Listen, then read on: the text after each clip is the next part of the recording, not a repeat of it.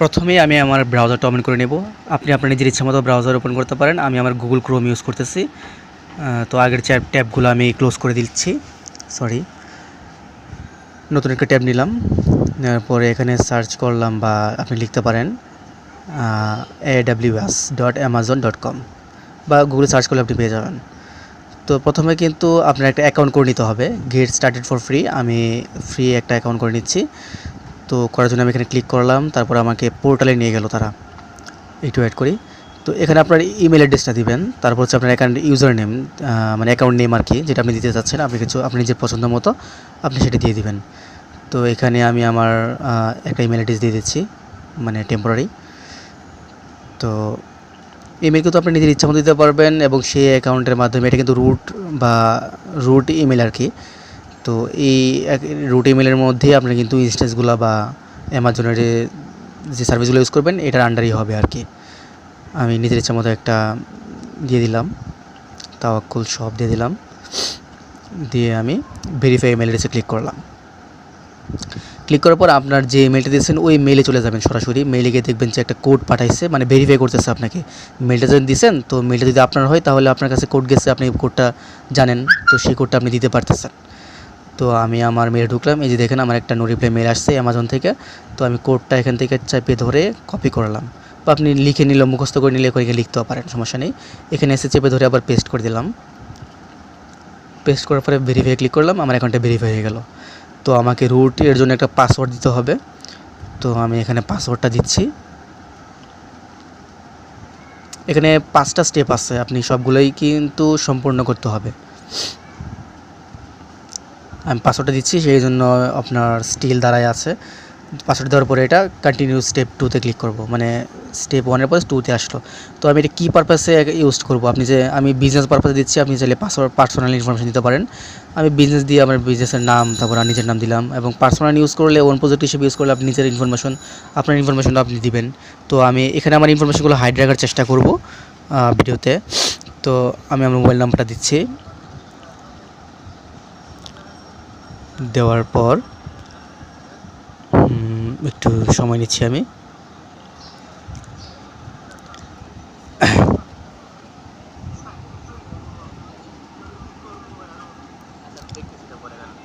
Mobile নাম্বারের পরে হচ্ছে আপনার কান্ট্রি, বাংলাদেশ সিলেক্ট করলাম। অ্যাড্রেস আপনার যেখানে অ্যাড্রেস সেটা দিতে পারেন, কোনো সমস্যা নেই। এবং আপনার নিজের ইচ্ছা মতো কিন্তু আপনি মডিফাই করতে পারছেন।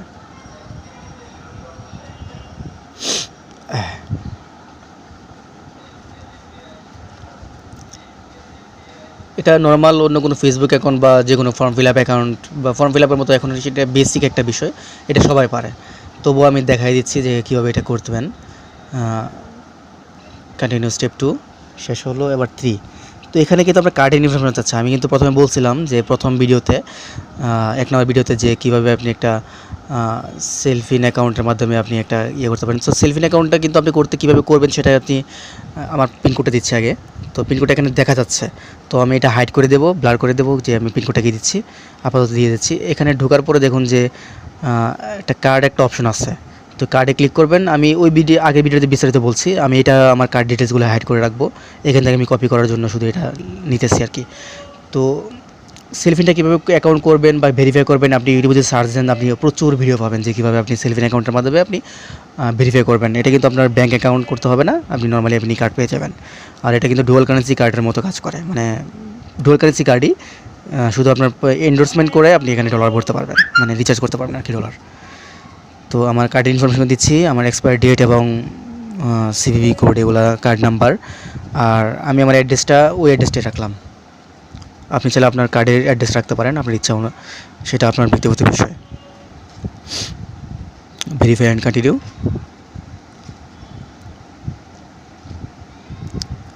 একটু চেক করে নেবেন, 3 থেকে 5 দিন লাগতে পারে, সেটা শো করতেছে, এটা ম্যাটার না। আর তারা কিন্তু আপনার কার্ড থেকে ন্যূনতম $1 মতো চার্জ করবে, কিন্তু আপনার কার্ডে তো টাকা নেই, সেক্ষেত্রে আপনি কী করবেন? চিন্তার কোনো কারণ নেই, সেক্ষেত্রেও ব্যবস্থা আছে। আপনার কার্ড থেকে টাকা কাটবে না, আপনাকে মেইলের মাধ্যমে পরবর্তী জানানো হবে। তো মেলের জন্য আমাকে কিছুক্ষণ বা 1 দিনের মতো ওয়েট করতে হবে। আর যদি ভাগ্য ভালো হয়, দেখা যাচ্ছে সাথে সাথে হয়ে যায়। তো নর্মালি হয়ে যায়, মানে এই কার্ড দিয়ে হয়ে যায়, তারা ডলার চার্জ করে না, এমনিতে আপনার অ্যাকাউন্টটা ভেরিফাই হয়ে যায়। ভেরিফাইয়ের পরে আপনি আপনার পরবর্তী কাজগুলো করতে পারবেন। তো এখানে আমি সিকিউরিটি কোডের উপরে যা আছে সেরকমভাবে দিচ্ছি। আপনি যদি সিকিউরিটি কোড দেখতে অসুবিধা হয়, আপনি উপরে যে বাটন আছে, স্পিকার বাটন, এখানে ক্লিক করে একটা নাম্বার বলে, ওই নাম্বারগুলো আপনি এখানে দিবেন। আপনার ফোনে একটা SMS গেছে, তো যে নাম্বার দিয়েছেন ওই ফোনে SMS-এর কোডটা ভেরিফাই করতে হবে এখানে। মানে আপনি যে নাম্বারটা দিয়েছেন সেই নাম্বারটা আসলে আদৌ আপনার কিনা বা নাকি অন্য কারো। যদি অন্য কারো হয় তাহলে আপনি নাম্বারটা পাচ্ছেন না, ভেরিফিকেশন করতে পারছেন না। তো নাম্বারটা যেহেতু আপনি নাম্বারটা পাচ্ছেন এবং জানেন, তো এখানে দিয়ে দিচ্ছেন, তো সেটা আপনার ভেরিফাই হয়ে গেল।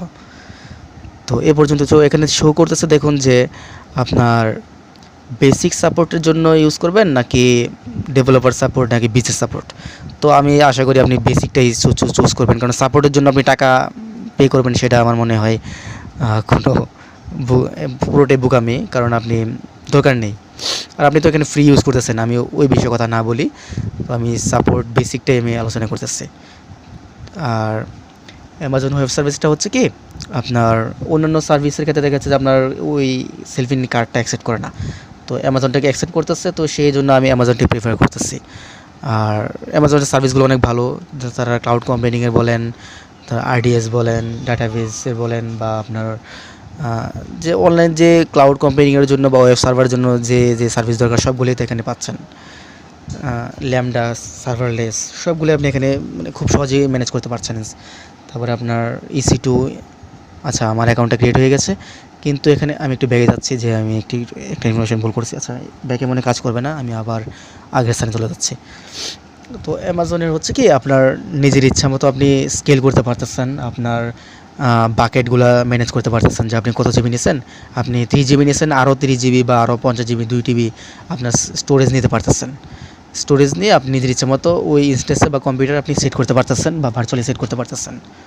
আপনার যতটুকু ইউজ করতেছেন সেই অনুযায়ী আপনাকে পে করতে হচ্ছে, আপনার কিন্তু এক্সট্রা কিন্তু পে করতে হচ্ছে না। মানে যতটুকু পরিমাণ ইউজ করবেন, মিনিমাম কোনো সিস্টেম নাই, আপনি একদম মিনিমাম থেকে ইউজ করতে পারবেন। এটা হচ্ছে পেইডের ক্ষেত্রে আর কি। আমি আপাতত আজকে ফ্রিটা আমি দেখাচ্ছি। আমি এখন আবার লগ ইন করতেছি আমার ইমেল অ্যাড্রেসের পাসওয়ার্ড দিয়ে, একটু ওয়েট করতে হবে আপনাকে। পাসওয়ার্ডটা শো করবে না, আমি পাসওয়ার্ডটা দিয়ে সাইন ইন চেপটা করতেছি। এটা মোবাইলে আমার সিকিউরিটি দেওয়া আছে।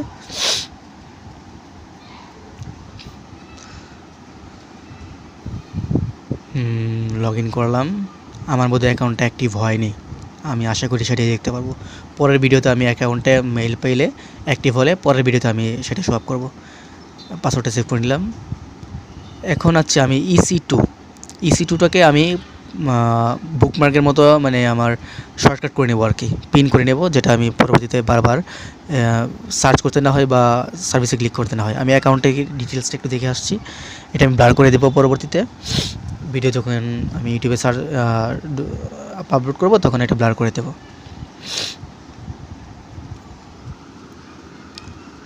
আমার নেট স্পিডটা একটু স্লো, তো একটু সময় লাগছে।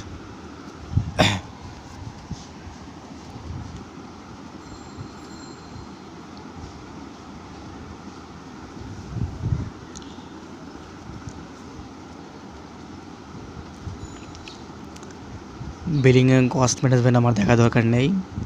তো তারপর দেখি কী ইনফরমেশন দিছি, একটু চেক করা যাক। বিলিং কন্ট্রাক্টস দরকার নেই, একটা অ্যাকাউন্ট ডিলিট করার জন্য বা অন্য কোনো রেস্ট্রিকশন অ্যাড করার জন্য এটা এন্ডপয়েন্ট ইউজ করা হয়, দরকার নেই। কী সার্ভিস এনেবল আছে এটা দেখতেছি, এটা হচ্ছে রিজনগুলো আর কি। তো আমি সার্ভিসে ক্লিক করলাম, ক্লিক করে আমি অলে ক্লিক করলাম, স্লাইড করে অল সার্ভিসে ক্লিক করলাম, এবং এখান থেকে এডস লিস্ট গেল। এবার BCD যেতে হবে, তারপর BCD ইতে আমি EC2টা বুকমার্ক করে নিলাম, যে পিসির জন্য সুবিধা হয়, আবার মোবাইলে বোধহয় বুকমার্কটা সহজে কাজ করে না। আচ্ছা আমি ঢুকার পরে দেখা যাচ্ছে যে আমাকে তারা রেস্ট্রিকশন দিবে, আমি আশা করি আমাকে রেস্ট্রিকশন দিবে যে আমার অ্যাকাউন্ট অ্যাক্টিভ না হওয়া পর্যন্ত, ভেরিফাই না হওয়া পর্যন্ত আমি এটাকে কিছু করতে পারছি না। তো আমি এই পর্যন্ত আজকে রাখি, পরের ভিডিও